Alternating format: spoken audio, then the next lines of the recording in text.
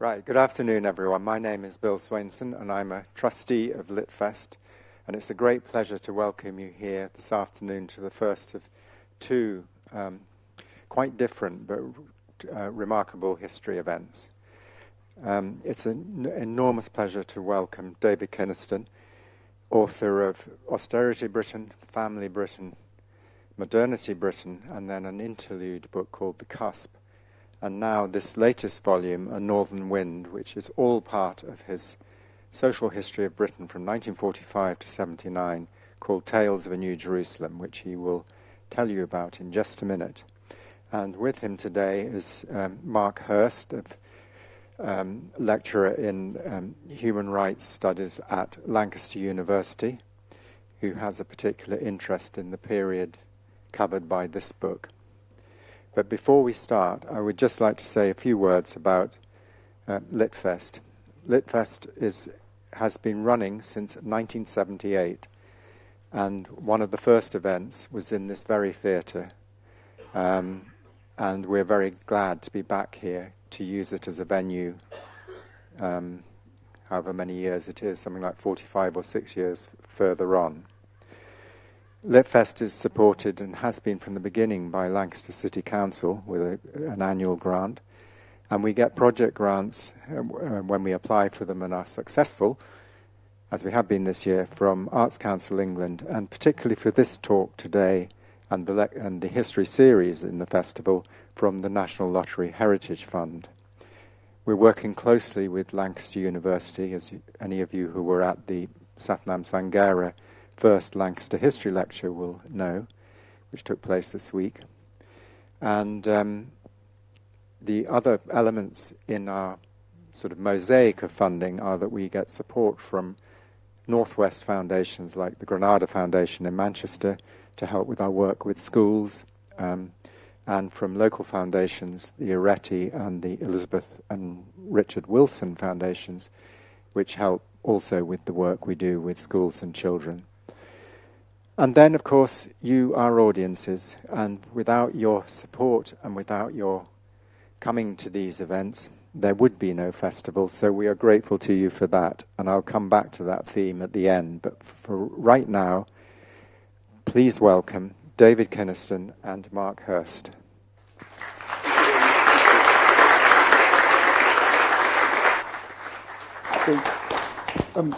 Shall I kick off? Yeah, absolutely. Does that sound all right for sound? Great. Do indicate if it goes wrong, and the techies, I'm sure, will sort it out.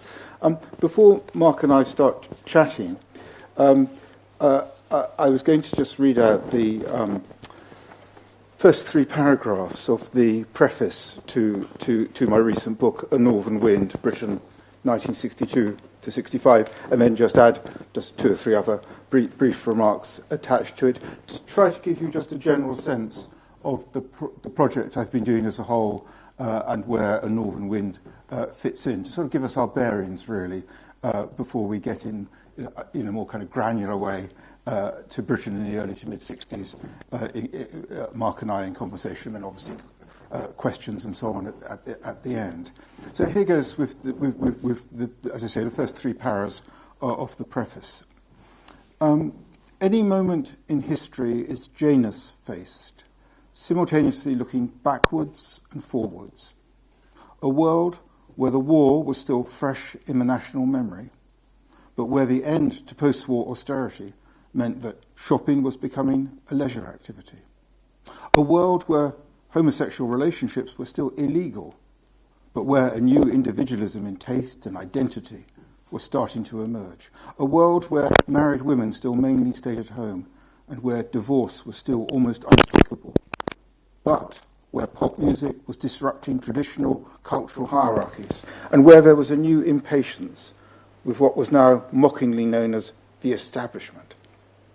One way and another, the Britain of the early to mid-1960s was undeniably Janus-faced, but looking backwards more or forwards more? Perhaps backwards, despite the siren call of modernity from politicians, town planners, architects, and others. Richard Hoggart, in his justly celebrated The Uses of Literacy, had referred in 1957 to how old habits persist. It is a haunting phrase that must give any historian pause for thought. This book begins 5 years later, in 1962, the year which lay exactly halfway between two of the most resonant dates in Britain's 20th century story. The first was 1945, when Clement Attlee's Labour Party won a landslide election victory, enabling the creation of a seemingly permanent settlement in which all parties signed up to the desirability of a strong welfare state and flourishing public realm, in which the market was the people's servant, not their master, and in which the direction of travel was towards a more equal society. At this halfway point, even as Britain was losing an empire and slipping behind its main economic rivals, the foundations of that settlement still seemed secure, as Labour prepared to return to power for the first time since 1951 in order to build on them. The other resonant date was, of course, 1979, when Margaret Thatcher came to power, determined to overturn the collectivist assumptions behind that settlement, and to a significant extent succeeded. We continue in the 2020s to live largely in her world. Tales of a New Jerusalem, a social history of post-war Britain, is about how and why 1945, in inverted commas, became, again in inverted commas, 1979. Not quite a predestined story, indeed a story involving considerable happenstance, yet one where major plate-shifting historical forces were at work, mainly in the direction of greater individualism. Tales of a New Jerusalem also seeks to show, through as wide a range as possible of contemporary sources, including diaries and letters of the obscure as well as the famous, local papers as well as national, tabloids as well as broadsheets, Coronation Street and the Archers, as well as panorama and party political broadcasts. What Britain looked like, sounded like, and felt like during these 3 decades or more, not least as a monocultural society, gave way, contentiously but unstoppably, to a multicultural one, a partial and incomplete evocation inevitably, but worth the attempt. And just to sort of add to that sort of those set-piece paragraphs, just 2 or 3 slightly more sort of personal things, just for kind of background, and it might be of interest. It's been a long-running project because actually it was in 1987 that a long time ago now, that I conceived the idea of this, and it was when Margaret Thatcher won her 3rd election victory, beating Neil Kinnock, some of you will recall, in 1987. And it was clear, she'd been there since the start of the 80s, having won the election in 79, and she was almost certainly going to be there for the rest of the 80s, as turned out to be the case, and realising that a lot had changed in the 80s as a result of Thatcherism, and that therefore 1979 was a sort of line in the sand of modern British history, and 1945 through to 1979 was its own arc, as it were, its own story. And obviously, these are always arbitrary, where one makes the boundaries chronologically and so on, and thematically. But even so, I think there's still a good case, all these years later, for arguing that 45 to 79 is very much a certain sort of arc of modern British history. So that was when I sort of conceived the idea, but I had plenty of other things I was committed to doing, so I didn't start serious work until early this century. And the second thing I was going to mention is that a sort of epiphany I had when I was starting sort of a general reconnaissance looking for original material, often of a sort of social, historical, cultural nature, across the whole 34 years. And the first time I did a sort of trip out of London looking for stuff, I went to Winchester, to Hampshire Record Office, and I came across the diary there of a woman called Jenny Hill, and she started her diary in 1955, and she was a middle-aged single woman, unmarried woman, and she was living at home with a sort of aged mother who was clearly a tyrant, and Jenny Hill was working, though she was clearly very middle class, but she was working in a local baker's shop in the village outside Winchester, and working long hours and not being paid all that well. Anyway, she kept a daily diary from the start of 1955 and wrote a decent sort of length entry each day. But it wasn't until October 1955, late October 1955, that for the first time she wrote in her diary entry about something outside her immediate circumstances, so outside her village and her family and her mother and her work and so on, but something sort of, in the bigger world outside.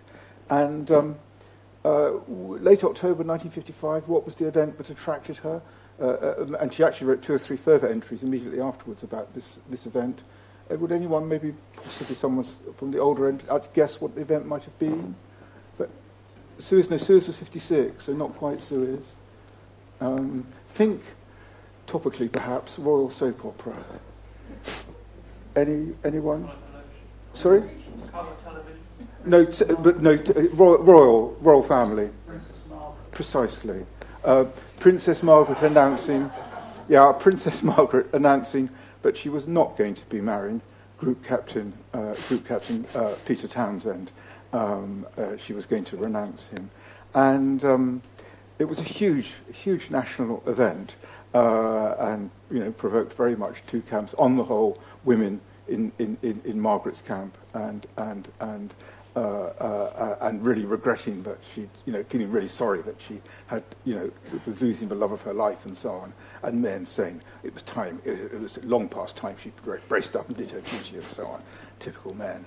And anyway, I was really struck by this, and I remember on the train back to London thinking, gosh, here's a diarist, and she goes almost 10 months without mentioning something outside her immediate confines of her own life. But it's the royal soap opera. It's not the, it's not the 1955 general election, for example, let alone the first performance in England of Waiting for Godot.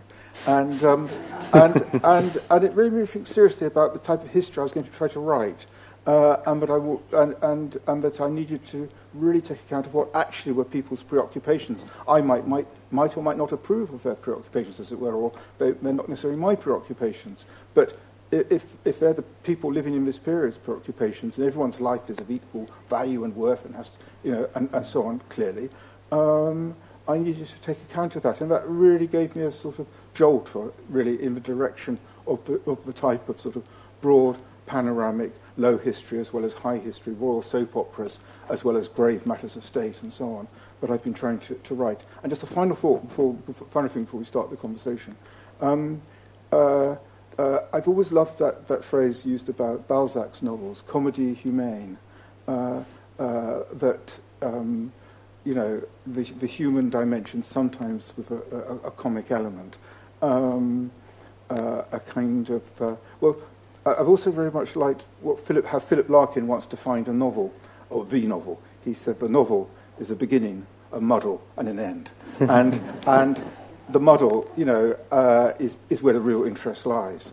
And occasionally I hope there are gleams of light through that muddle that I managed to sort of shed. But, it's, modern history is a thickly textured thing once one starts to sort of delve down a bit. But anyway, enough of all that. We'll start the conversation, Mark. Well, more aptly, should we continue the muddle of contemporary history? Thank you there, David. You really captured, I think, the essence of your work and your approach to history, which I wanted to pick up a little bit. Sure. But before we do, that question of the Janus-faced approach to the past, contemporary reflections on particularly the 1960s, but also a bit further back in your other works.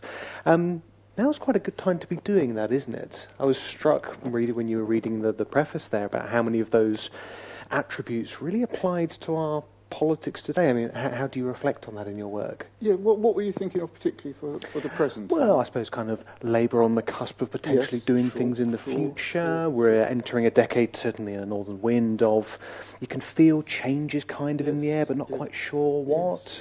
How would you No. Certainly in terms of that particular parallel, it's quite hard not to be struck by it. I completely agree.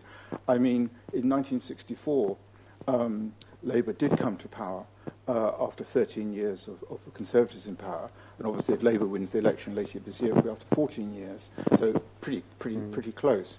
The rather sobering thing, well, it depends where one is, obviously, on the political spectrum, but if one is hoping that Labour win the election later this year, the rather sobering thing is the 1964 parallel, because essentially in sort of 63, from about 62 actually, and certainly 63/64, the assumption was of commentators that Labour would win the next election. The feeling that, rather like the current government, the Conservative government had run out of steam, run out of ideas, was tired, exhausted, and so on.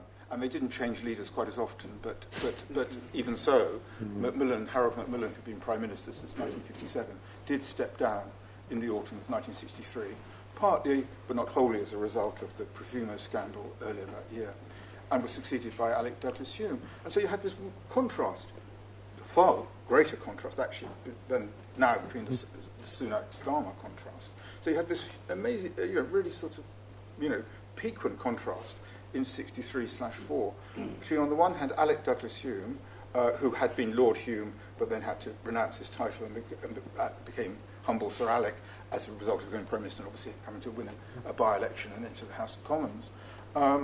And so, Scottish aristo, etc., Etonian, didn't understand economics, said that he used matchsticks in order to, do his economics, can't get the numbers right. And was a bit of was no great public speaker, quite often sort of put his foot in it and so on. So Sir Alec on the one hand, Harold Wilson on the other hand, who became Labour leader in February 63 after the very sad, really, actually, death of Hugh Gaitskell. I think could have been a really great Prime Minister, actually. But Gaitskell died young, 56, I think, in January 63, and the following month Wilson succeeded him as Labour leader. And Wilson was 48, or 48 when he became Prime Minister eventually, which was seen as very young for those days, very much the meritocrat, the Yorkshire Grammar School. So whereas Douglas-Home and his immediate predecessors had been at Eton, Wilson completely different, gifted public speaker, slightly that cheeky chappy thing he had, a northerner, of course. And what with that and the whole kind of anti-establishment thing, the television programme, that was the week that was, for example, the Profumo scandal showing the hypocrisy of the British establishment, it all seemed to point to a Labour landslide. And in the end, October the 15th, 1964, election day, Labour squeaked home with an overall majority of 3 or 4. And so why was it? Why did the zeitgeist seemingly point absolutely to a landslide, but in the end just squeaking home? And, I mean, there are different explanations, but the one I would particularly want to emphasise is that I think we still were in a world of A, deep social conservatism, lowercase c, as well as often uppercase, and also of deference. We're still a very hierarchical, class-bound society. And Tariq Ali, who later, of course, became the great student leader of the late 60s and anti-Vietnam demonstrations in Grosvenor Square and so on.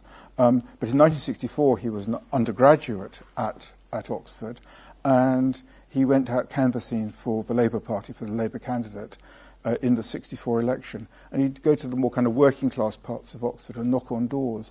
And particularly it was an older person who answered the door, and he'd ask, can we rely on your vote, and the Labour candidate rely on your vote, and the person would say, shake their heads regretfully, say, no, I think we're going to vote Conservative, and he'd ask them why, and he'd say, oh, Sir Alec, he's a real gent, and that would kind of, that was enough.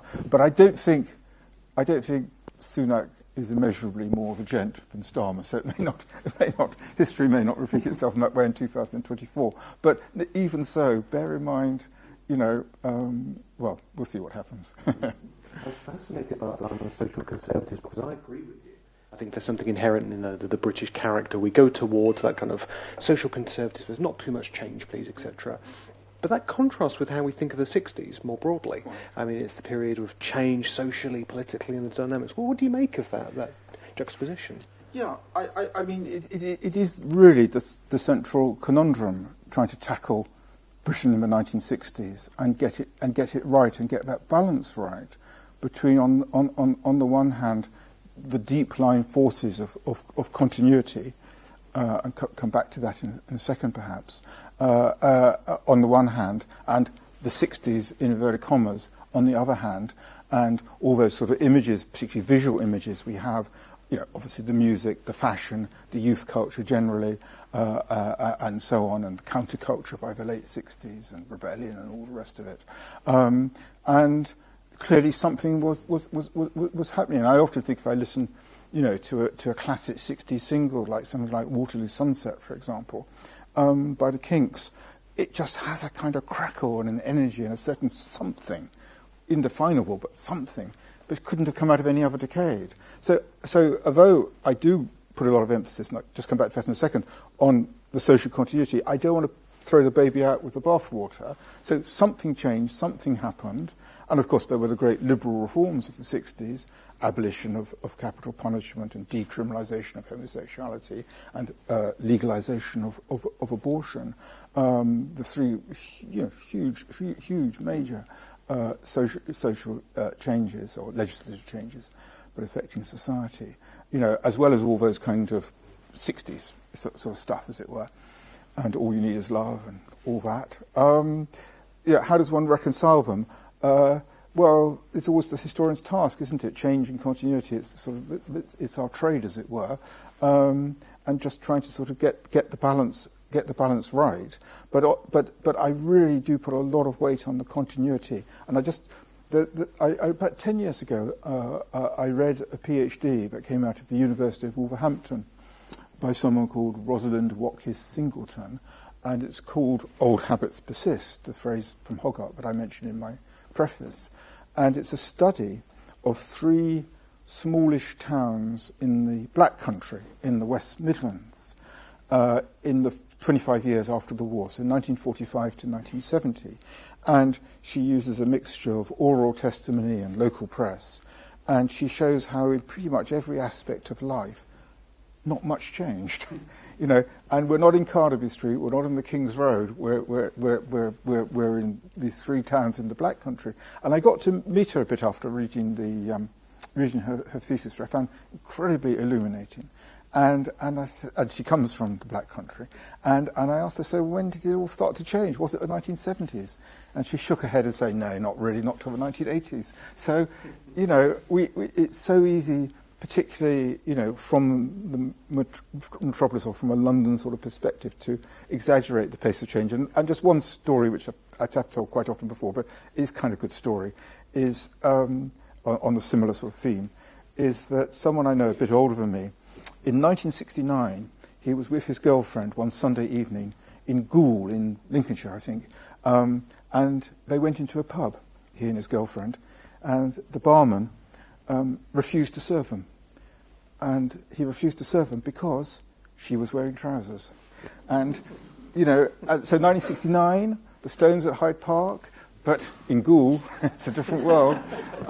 So one just has to sort of back one's instinct and one's judgment about reconciling these two things. But I mean, obviously, at any one time, history is a mixture of continuity and change. So I don't think it's a great historical puzzle in a sense. The problem is just getting the balance right.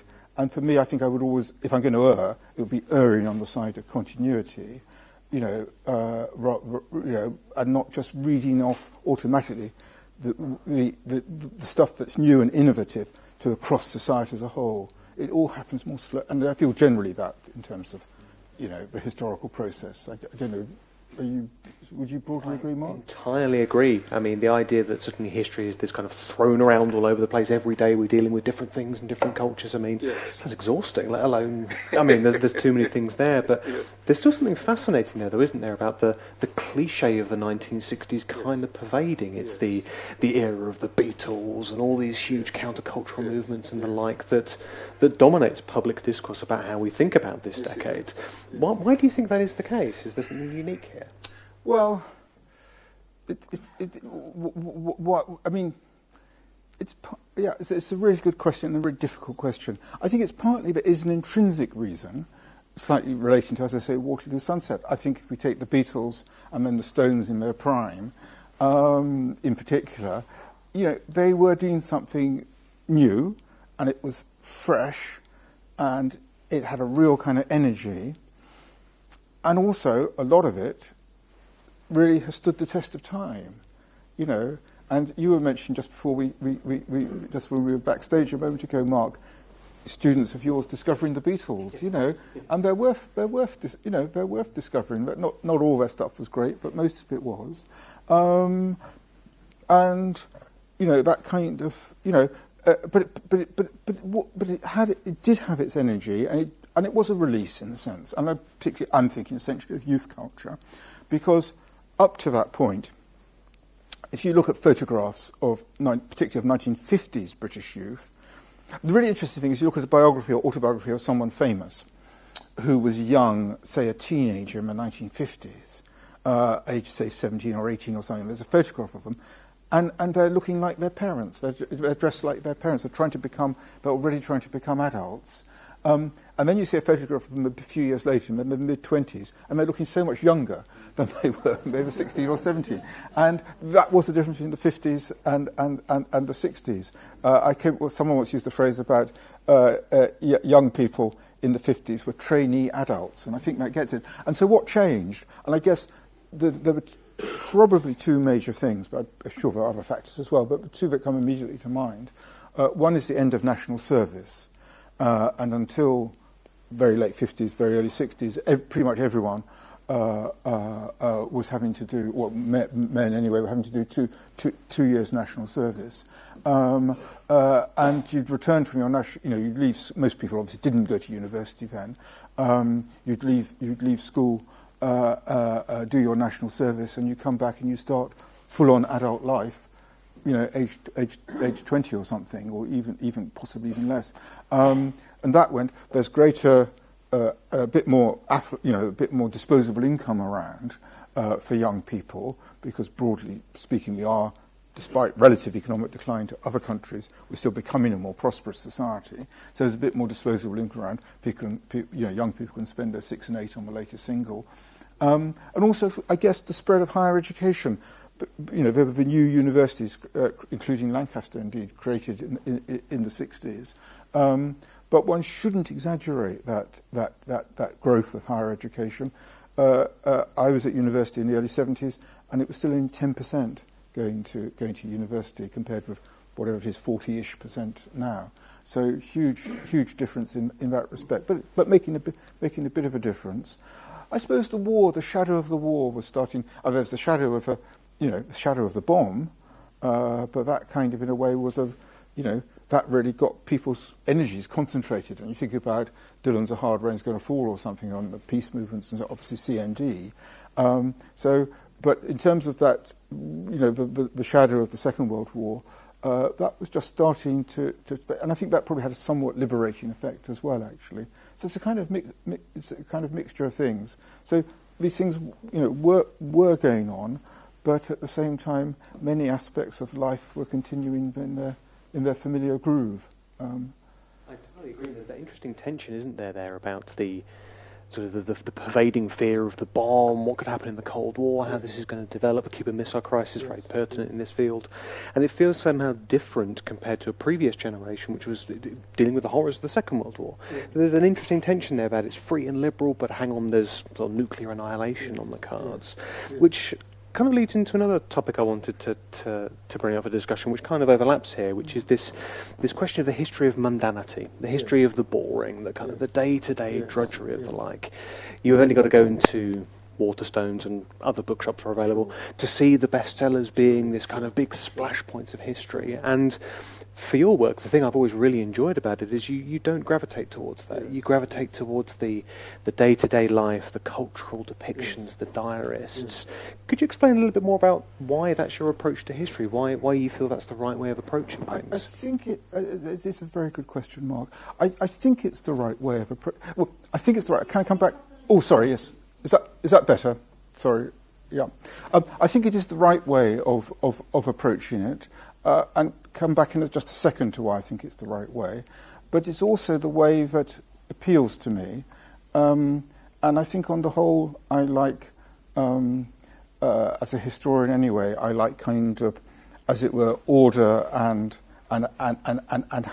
habit, and sort of slightly disapprove of disruption or something. Important though disruption is, I'm more drawn as a historian to trying to sort of explore the normal and the familiar and so on, and that's just a sort of temperamental thing.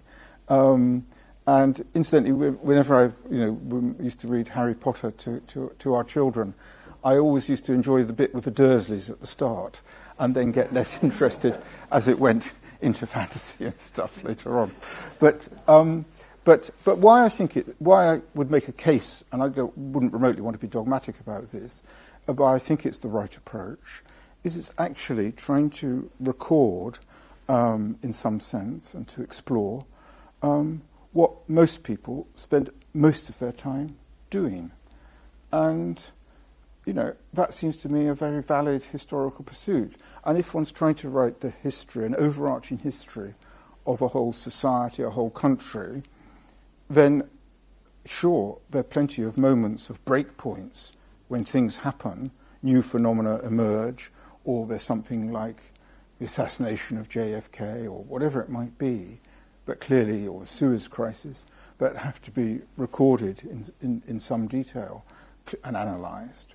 But in terms of the broad sweep, it's a bit like, might be a bit, so it's just occurred to me, it might be a bit like a train journey in which you only focus on the stations rather than those long spells between the stations. And I think it's the long spells between the stations that on the whole I focus on, but stopping off every now and then, as it were, at a station. So I think I could defend it, as it were, philosophically as an approach, but it's also the one that happens to appeal to me, and it's also the one that for me strikes the most sympathetic chords. It slightly comes back to that comedy humaine kind of thing.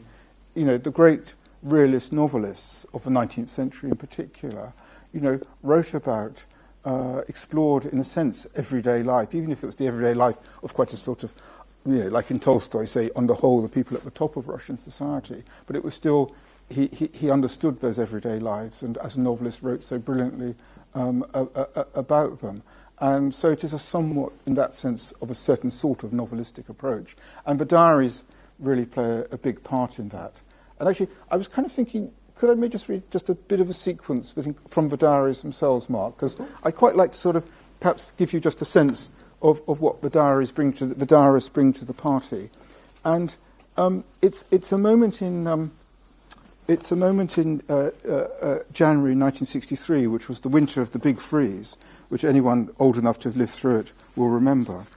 And it covers the 4 days after, if I can find it, the 4 days from Monday, January the 14th, through to Friday, January the 18th. And I'm just going to give you a sequence of sort of quick diary snippets, and at the end of each I'll just say who the diarist was.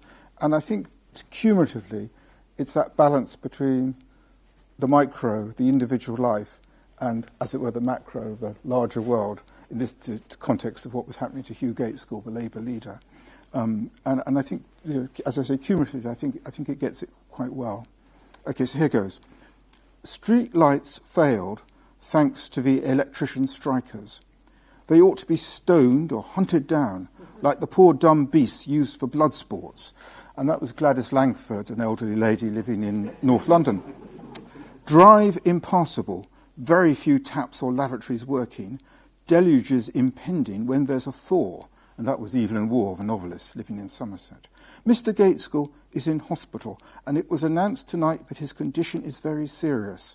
He has a virus infection and isn't responding to treatment. And that was a diarist called Pat Scott, living in Barking. This quote is all in capital letters. Longest cold spell for over 70 years. And that's a diarist called Grace Taylor, living in Ruislip in London. Mr. Gaitskell is now gravely ill, and there doesn't seem to be a lot of hope for him, even with all the treatment and help he is having. And that's Pat Scott again. The snow in the streets is solid, packed, and very hard and dirty, with rubbish gathering in the gutters. There's no warmth anywhere, only coldness. The tubes are always late, and it's chaos. And that's Kate Paul, living in Earls Court. Mr. Gaitskell, no improvement. That's Pat Scott again. Egg output dropping. Van won't start. Ordered a battery charger, £4. And that's Dennis D, who ran a small holding, small-scale farmer in the East Riding in Yorkshire, near Beverley. A blizzard again in the evening. Mr. Gaitskell is having an artificial kidney machine to help him. but although it is clearing the poison from his blood, his heart is very weak. And that's Pat Scott again. The Archers. I feel I'd like to know why Ned Larkin is out of the cast, and why Jack Archer changed his wife. A change for the better. Pity he couldn't swap precious but moronic girls. I began to watch Bonanza. I didn't like it. Not good news about poor Mr. Gaitskell. He seems in a much worse way than reported. And that's Nella Last, the diarist living in Barrow, who some of you might have seen some years ago in that adaptation of her wartime diary, wonderful adaptation by Victoria Wood. 9 doctors are fighting to save his life. He remains cheerful. That's Judy Haynes, a diarist living in Chingford. And finally, back to Grace Taylor, living in Ruislip. Felt lousy today. This is now Friday the 18th of January. Felt lousy today. Throat still sore. Now a gale blowing. Bill, who was her husband, Bill, home a bit early again, 6:25. Mr. Gaitskell died tonight.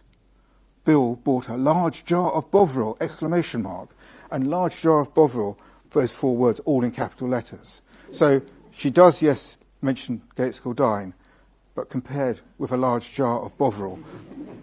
And so anyway, you get the idea. I think it's a lovely display of the fact that it's easy to forget that historians have choices when they write. You can talk about the death of Gaitskell in a certain way, but the decision to do it through the lens of people who are concerned about, well, Bovril and being cold and the like, is so much more humane. It tells more about people what's going on.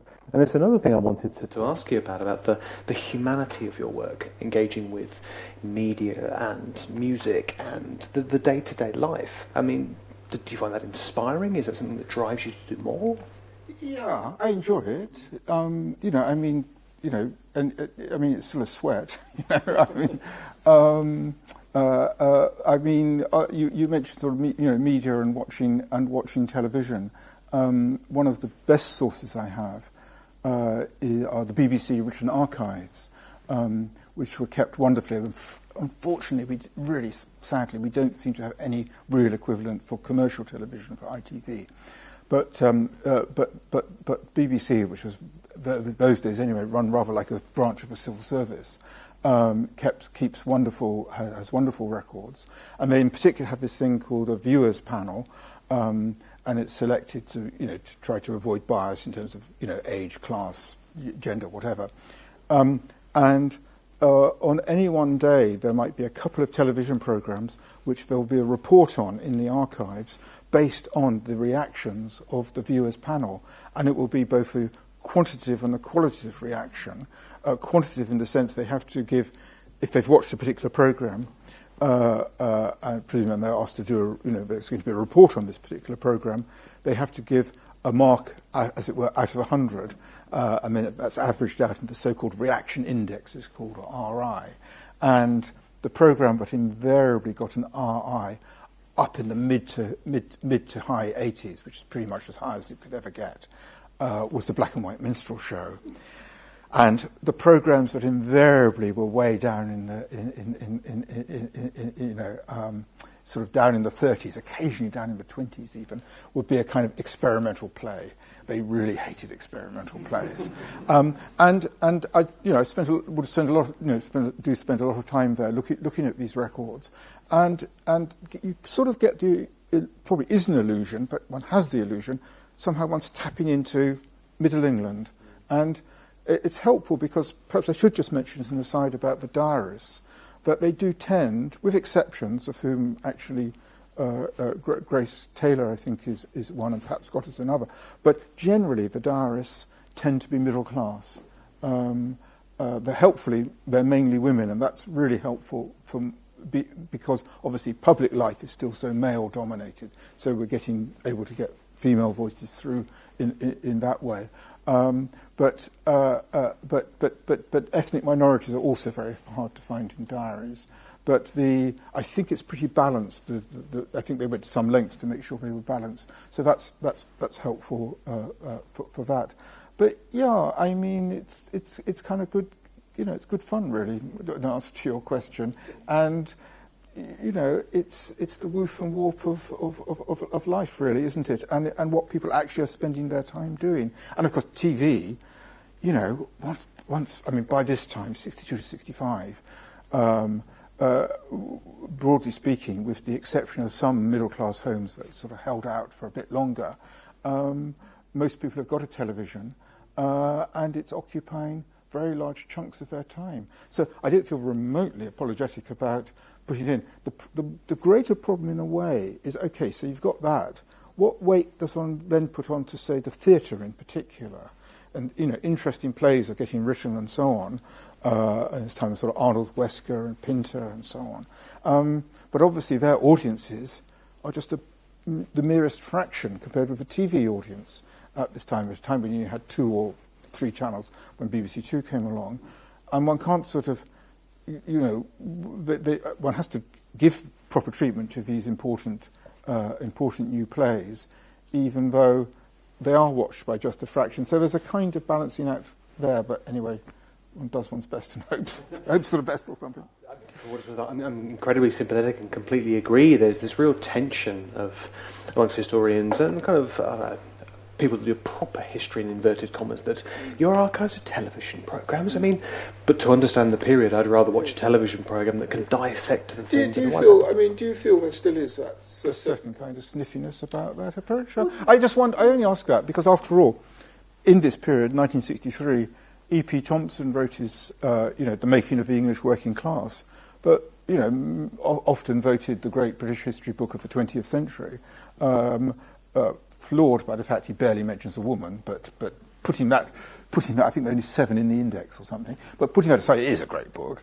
But it is obviously a kind of history from below, and history from below as a movement began in the 70s, Raphael Samuel, the historian in particular. So it's been around, history from below. So it's not, so I just wonder, but you think there's still a kind of, for me it was partly a reaction, because I was at Oxford in the early 70s, and the history that reading modern history, but there was so much an emphasis on the high history, the high political, ecclesiastical and diplomatic and so on, going back, and very little social economic history. So in a sort of way, for me, just being autobiographical, it has been to some extent a reaction against that. But I would have thought, things have moved on, surely. They have. I think there's a tension there between the kind of the history from below, I think, is absolutely established. It's more the kind of the source material you get to that history from below. Yeah. So the idea of kind of, just look at some diaries I've found. Oh no, I've got to go to proper archival material. I have to look at national reports. And there seems to be kind of an unconscious gravitas there that's got some weight. Yes, no, interesting. I mean, in a sense, I can't, in a way, I can't really comment on that. But I did actually make a conscious decision at the start of the whole project, but given there were so many places I could potentially go to do research, because it's not like being a medieval historian. Being a contemporary historian, the source material is virtually infinite, yeah? And one might just look at a local paper of the old days, not nowadays, but the old days, and there might be just in one issue, if it's a good paper, 3 or 4 stories. One thinks, I could really follow that up, go down there, and so on. Infinite rabbit holes available, really. But I made a conscious decision that, not because I thought I wouldn't find interesting stuff there, but I wasn't going to go to the National Archives at Kew for this project. Many other historians I know would be going there, would be writing articles and books, which I could then, because obviously I have to read the secondary literature, as it were. But I'd rather prioritise different kind of sources. And that's what for better or worse, is what I've done. I completely agree, and I suppose a final question from me before we open to the audience for Q&A. It is the perennial challenge of contemporary history. Yeah. There's not sort of one body that contains all the material you need to get an insight into that period. Yeah. It's a myriad of things that are everywhere. Yes. And as you say, how you go about interpreting that is a huge task. Yes, and how you go about selecting what to even note, as it were, in the first place. I mean, for myself, I tend not to like photocopying stuff, because in a way that just delays the moment of choice and decision. So I tend to, if I'm noting, I'll note something if I think it looks interesting, I think perhaps I could do something with it, but if it doesn't, then I'll just leave it, and that's the decision made. And occasionally, of course, I regret the decision. I think, why didn't I? But, It's a lovely problem to have, and I'm sure my medieval colleagues would absolutely kill me to have in that sort of space. Sure. And now's probably a good time to open to questions from the audience. So would anyone like to ask David a question? If you do, put your hand up and we'll have a roving microphone come over to you. Were you able Thanks ever so much. Yeah, I'm just wondering about the break between the 60s and the 50s. Yes. But there was also there's a continuity in the sense there was the Teddy Boys, there was rock and roll, Yes. and of course the Rolling Stones were originally a blues group, taking from blues in America. Yes. So in a sense there was a kind of There continuity. there were harbingers, as it were, weren't there? But I suppose Yeah. it became on a bigger scale. Those but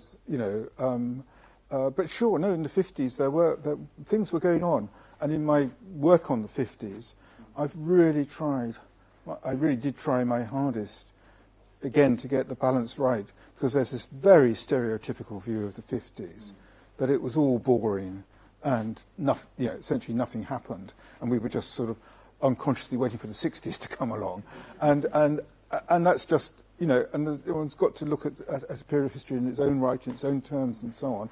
And there was an element of truth in that the sort of high 50s, as it were, the mid 50s, and we were, a particularly stable and ordered and hierarchical society then. I think it is actually true, but stuff was bubbling under. Whether it was youth stuff like as you say, like Teddy Boys or the New Theatre, Osborne looked back, fantastically modern feeling play. In its sort of its mood, its temper, the Osborne,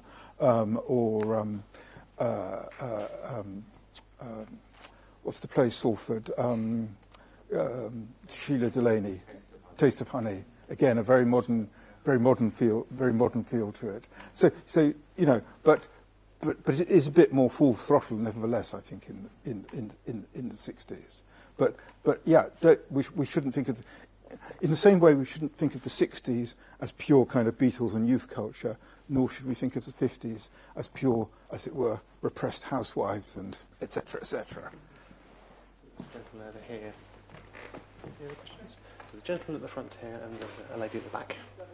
Oh, just here. If you could just give me time to get to you, that would be helpful for the recording. Thank you. I wondered how far you were able to find sources of what teenagers were thinking in this period. Yes, and also sorry, yes.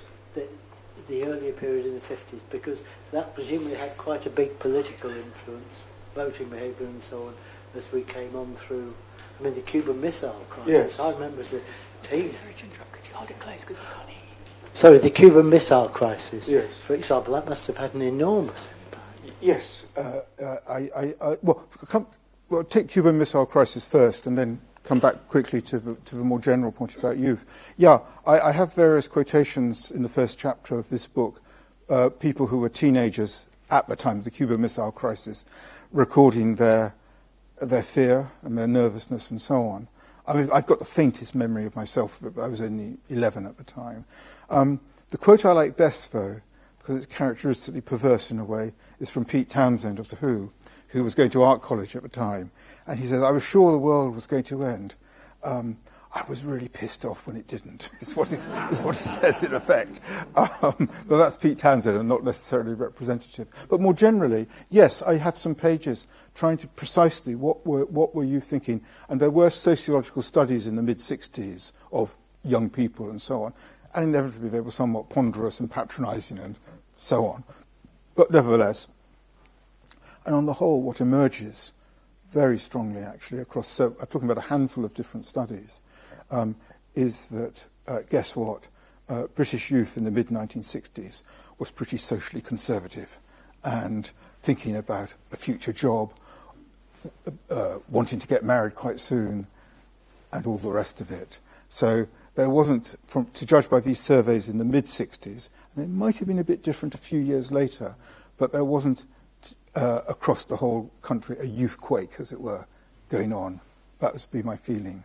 And of course, you mentioned the voting, but of course, it was a while yet till voting age went down to 18. I mean, they were voteless for teenagers back in the 60s. No, but on the whole, across society, they tended to be probably not that different to their predecessors 10 years earlier, broadly speaking. Any other questions? At the back row, to your left. You're saying back. That's right. Hold it this close. So can you hear me? Right. Yes. I exercised my first vote in the 1964 election. Oh, God. And you'll probably guess from my age that I'm the age I am. We had hearing difficulties back here, and I wonder whether you could push the microphones a little bit nearer the speaker for the rest of his presentation. Because it's when you're facing the other way. You've done that bit, have you? Oh, it's not working then. Okay, thank you. Bye-bye. This one? This one? I think it's just... Can we turn the mics up? Would that be easier? Just to reassure everyone, we're trying on the sound. Okay. There's a problem, we are trying to fix it. Okay, thank you. There was a gentleman in the front row over here. Who's next? And then, okay. During the 1960s, one of Harold Wilson's biggest promises was this white heat of technology. I'm wondering, was there much of an excitement around general society about the modernization and the sudden, massive amount of new inventions and new technology and science which was really progressing in the 1960s? It's a very, very good question about that. And I think there was a fair bit of excitement. And Tomorrow's World, the BBC programme, started around this time. And certainly Wilson, with his White Heat of Technology speech at the Labour conference in '63, attracted a lot of attention, and it became kind of, a buzzword and so on. And, there was this kind of assumption that technology was going to lead to the age of leisure, and what were we going to do with this age of leisure. And that was very much a sort of convention, a widely sort of held and articulated trope, as it were. So there was, perhaps particularly on the part, I would say, of younger people, and which I think could go along with social conservatism. But people did want. It's difficult to get the balance exactly right. People there was a wonderful phrase once used, I can't remember which politician, but I think it was describing the Social Democrats of the early 80s, the Roy Jenkins, David Owen, Shirley Williams party. And someone said of them at the time that they wanted a better yesterday. And in a sort of way, I think that's what people generally do tend to want. So people do want, people, despite all I've said about continuity and people liking familiarity and so on, people did want more mod cons, better working mod cons and so on. And after the 1959 election, which Macmillan won on the back of You've Never Had It So Good, there was a wonderful cartoon by a cartoonist called Trog that showed, this is immediately after the election, and Macmillan's talking, and he's saying, I think we can agree, gentlemen, that we fought a very good campaign. And he's addressing a fridge and a washing machine, and so one shouldn't just assume people didn't want better things in life. They clearly did. But I think on the whole they wanted better things, and if new modern things and things that worked and made life easier within a familiar setting. So it was wanting kind of the best of both worlds. It was a very natural human instinct. And one of my sort of pet themes and hobby horses in a way, but it's a strong theme in the books generally, is to do with the urban environment and how much of the urban environment was destroyed in ways that dismayed people and broke up communities and so on.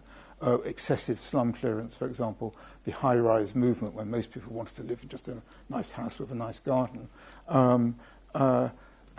So people wanted to be a familiar feeling world, but were keen on, within that familiarity, things getting better. So that was the kind of balance. So yeah, I think there was curiosity, particularly from the younger half rather than the older half of the population, about tomorrow's world, as it were.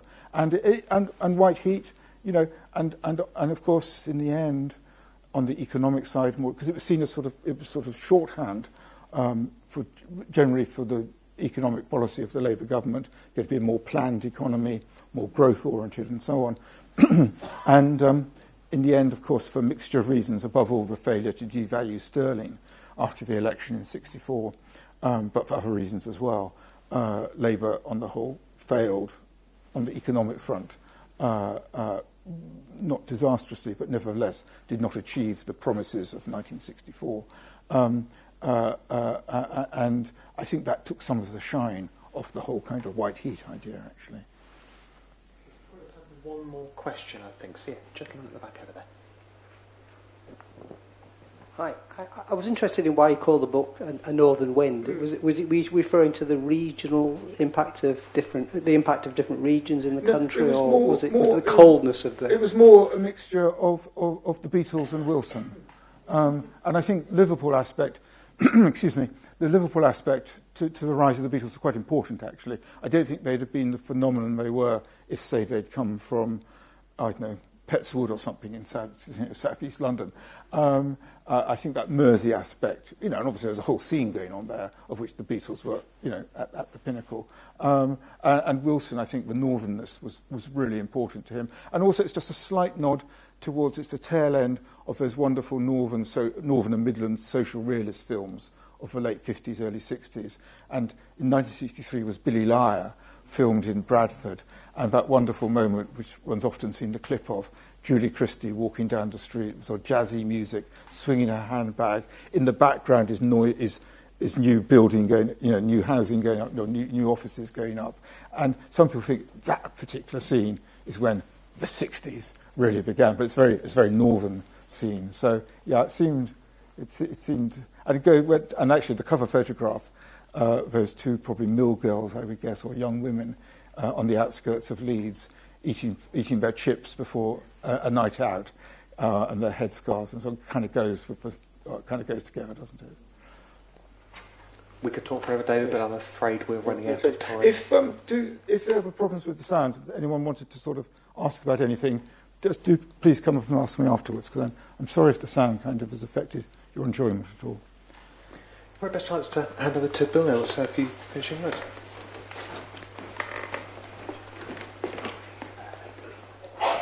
Okay.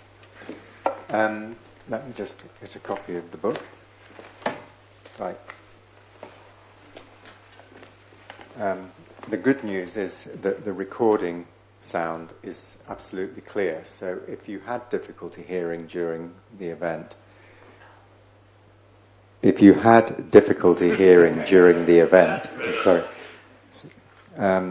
you will be able to go online and listen to the recording by going to the Litfest website and selecting the online version of this event.